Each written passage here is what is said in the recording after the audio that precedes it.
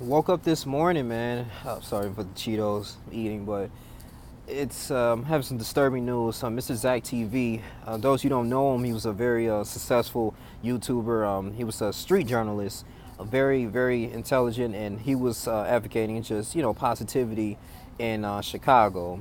And one of his main duties was pretty much putting little Chicago rappers on the map and just local artists in general, man. And he was just pretty much just traveling all over the country, man, and pursuing his gift, right? Was just interviewing and just being a talent. I remember one specifically, he mentored this young man that was out in the streets. I believe he was like maybe 12, 13 years old. I don't think he had like a father figure in his life. And those who are a fan of Zacktv, you know what I'm talking about. He had Hennessy with him. He was just smoking and just doing bad things, man. And Zacktv, man, he went with him and he talked to the young man on camera. And he said, "Listen, do you want to change your life?" The gentleman was like, "Man, that's all I know. My brother got killed, man, and just the streets is all I know, man. They raising me." And he was like, "This is not a good way to go." He said, "Listen, I've been in your shoes before, but at the same time, man, life is precious."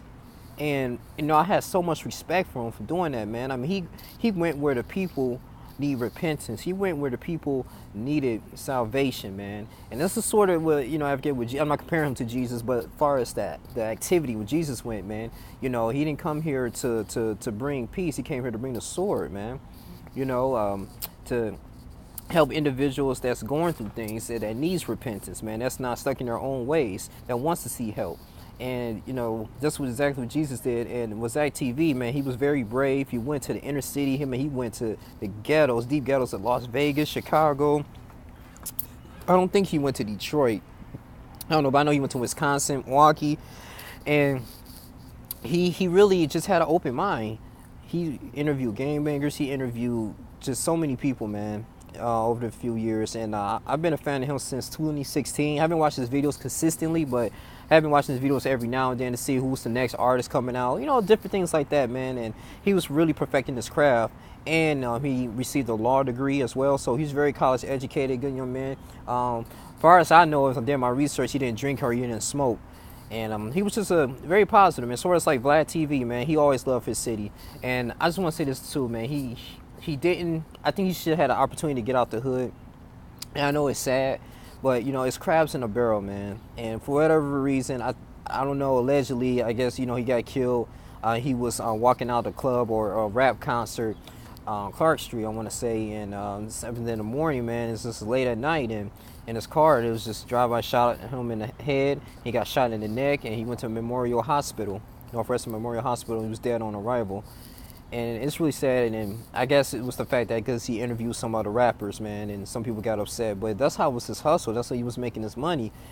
And it's just sad, man. Just black brothers, man, we really need to work together. We need to build with each other, man. We're the only ones we got, man. And hearing this consistently each and every single day, it's just not cool, man. Then we wonder why other races don't take it serious. We wonder why our women are out of control. We wonder why white people, what I'm saying, that's not going to really take us serious in a way, in any type of shape or manner. We are the lowest on the pole when it comes to politics, anything, man, business, all of that, man, because we don't value ourselves. Black Lives Matter, that's a huge joke, man. Everything, any organization, or we talking about boycotting the NFL, I mean, this is the same niggas, man, who would kill you if you step on their shoes or look at them, you know what I'm saying, or a certain way. It's just really sad, man.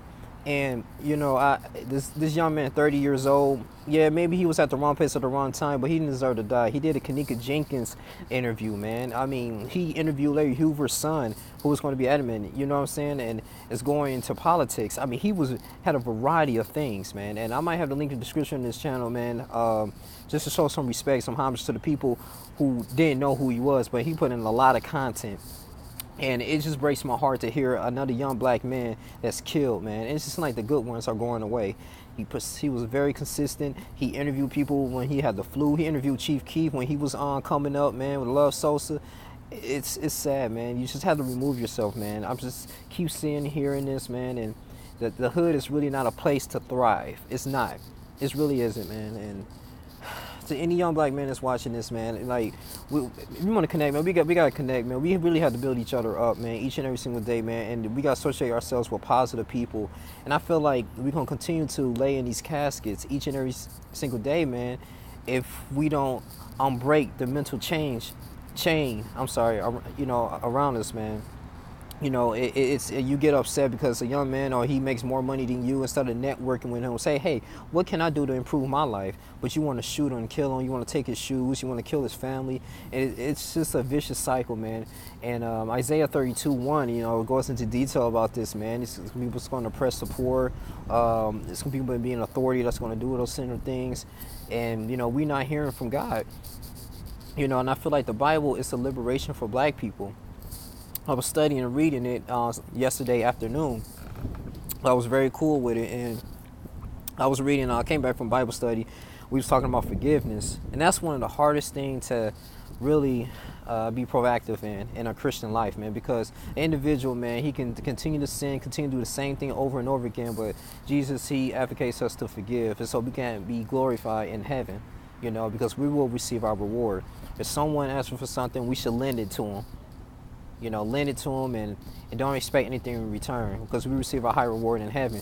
And what I understand is that this world is temporary, and we keep living for its fashions, living for just individuals that don't have our best interests at hand.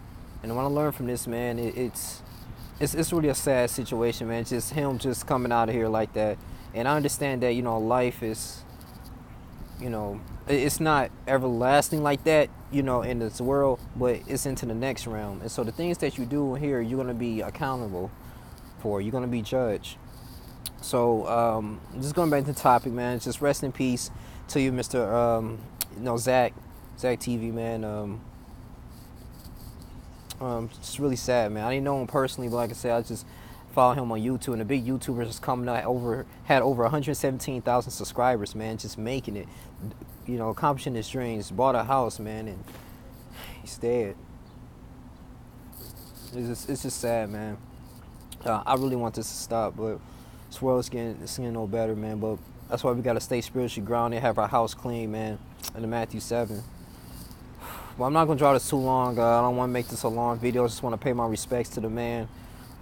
Very hardened for this, man, but you will receive justice and everything's gonna be all right. Let me rest in heaven. It's your boy Yelling Jr. You guys continue to subscribe, please, like, comment, hit the notification bell. Continue to do my political videos as well.